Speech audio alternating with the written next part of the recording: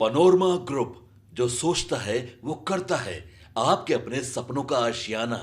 धरना गांधी मूर्ति के नीचे अभ्यर्थियों को बुला रखा है, क्या? नहीं, इस समय हम लोगों को एक पत्र प्राप्त हुआ था हम लोगों की तरफ से, और उसको हम लोगों ने कल ही क्लैरिफाई कर दिया कि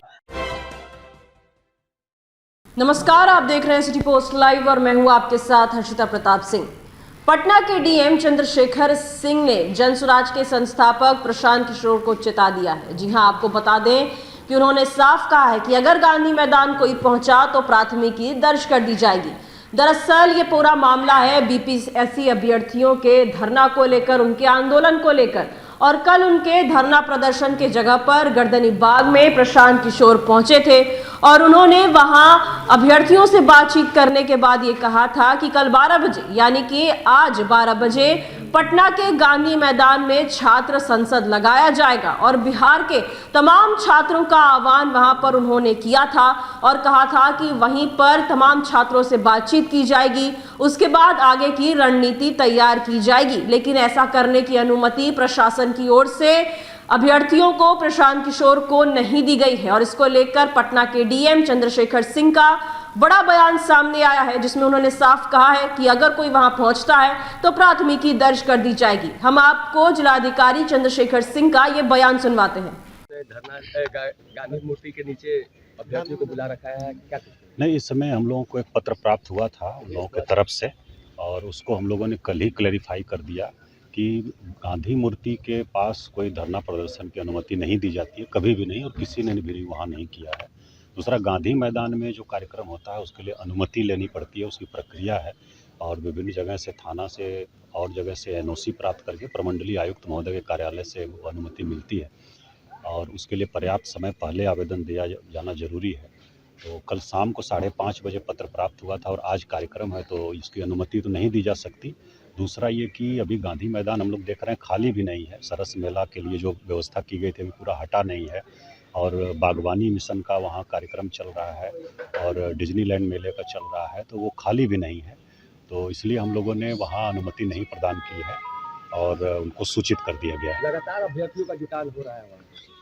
नहीं, वो तो हम लोग देखेंगे, और जो लोग अगर कॉल किए हैं तो वो तो एक तरह से गैर कानूनी गतिविधि होगी, और उस पर हम लोग फिर प्राथमिकी दर्ज करते हुए अग्रतर जो कार्रवाई होगी वो हम लोग करेंगे। अगर मना करने के बाद भी किसी प्रकार की वहाँ गैदरिंग होती है तो प्राथमिकी भी दर्ज की जाएगी।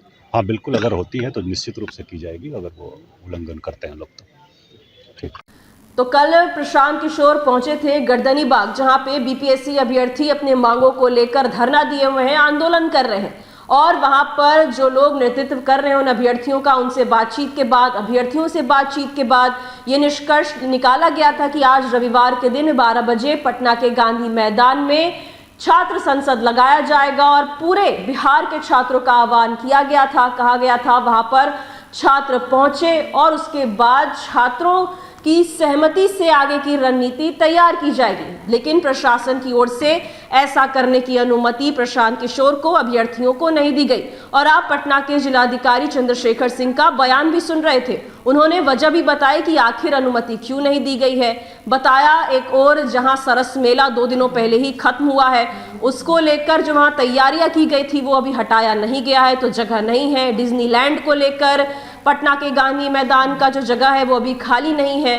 वहीं दूसरी ओर जब भी इस तरीके से कोई आंदोलन करना होता है, कोई धरना स्थल पर पहुंचना होता है, इस तरीके का कोई आयोजन करना होता है, तो अनुमति पहले से ली जाती है। लेकिन इसके अनुमति के लिए कल ही प्रशासन के पास लोग पहुंचे थे, तो इतने कम समय में, इतने शॉर्ट नोटिस पर अनुमति नहीं दी जा सकती है। तो इन तमाम कारणों के वजह से बीपीएससी अभ्यर्थियों को और प्रशांत किशोर की जो प्लानिंग थी आज गांधी मैदान में जाकर छात्र संसद लगाने की, उसकी अनुमति नहीं दी गई। और आपने पटना के डीएम को साफ सुना, अगर अनुमति नहीं होने के बावजूद लोग वहां पहुंचते हैं, किसी तरीके का धरना प्रदर्शन, आंदोलन, कोई छात्र संसद लगाने की कोशिश होती है तो प्राथमिकी दर्ज की जाएगी। ऐसा कहकर साफ साफ अभ्यर्थियों को और जो लोग अभ्यर्थियों का नेतृत्व कर रहे हैं उनको चेताने का काम पटना के डीएम चंद्रशेखर सिंह ने किया है। हालांकि ये भी खबर आ रही है कि धीरे धीरे कुछ छात्र वहां पर पहुंच भी रहे हैं, तो ऐसा भी हो सकता है कि कोई